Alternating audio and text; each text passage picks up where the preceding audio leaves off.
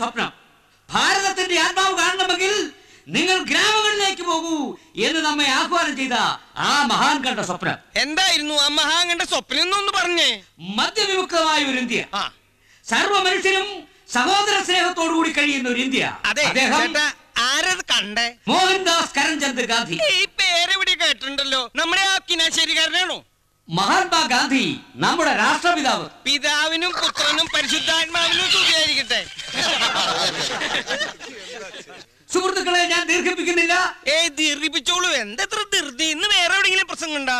സ്നേഹിതരെ, ഞാൻ എന്റെ വാക്കുകൾ ചുരുക്കുന്നു. നമസ്കാരം. ഞാൻ എന്റെ കാലുകൾ നിവർത്തുന്നു. നമസ്കാരം. നന്ദി പ്രകാശിപ്പിക്കുന്നതിന് local committee joint secretary Benny കൊമ്പനക്കാരനെ ക്ഷണിക്കുന്നു. കൊമ്പനാട് കൊമ്പനാട്. സെബാസ്റ്റ്യൻ, നീ ആ മാപ്പിള അവിടെ ഓടിക്കാൻ നോക്ക്. ഞാൻ പറഞ്ഞു ഓടണമെന്ന് ആഗ്രഹമുണ്ട്, പക്ഷെ എണീക്കാൻ വയ്യത്തോണ്ട് ഇരിക്കാനാ പറഞ്ഞു. ആള് നല്ല ഫിറ്റാ. ഒന്നോടൊന്ന് പറഞ്ഞേ. രാഘട്ടോ, ഈ ഷാപ്പ് ഇപ്പോഴും കൊമ്പനക്കാട്ട് തന്നെ അല്ലേ? എന്തേ? അല്ല, അവിടെ നന്ദി പറയുന്ന അവിടുത്തെ ഇളയ സന്തതിയാ. അതൊരു പുകഞ്ഞ കൊള്ളിയാ. അഭിവന്ദ്യരായ മദ്യപാനികളെ, അത് കലക്കി. മദ്യം കഴിക്കാത്ത നല്ലവരായ ബാക്കിയുള്ള നാട്ടുകാരെ, നിങ്ങൾക്ക് എന്റെ നമോ വാകം. നിങ്ങൾക്ക് എന്റെ നമോ വാകം. നമസ്കാരം. അങ്ങനെയും പറയാം. അതെ, എന്തേ ചക്കോപ്ലേ എന്നെ എടുക്കടാ.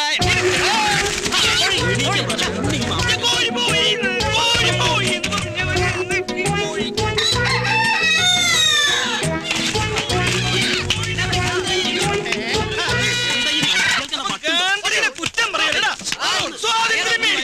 നന്ദി വേണ്ട.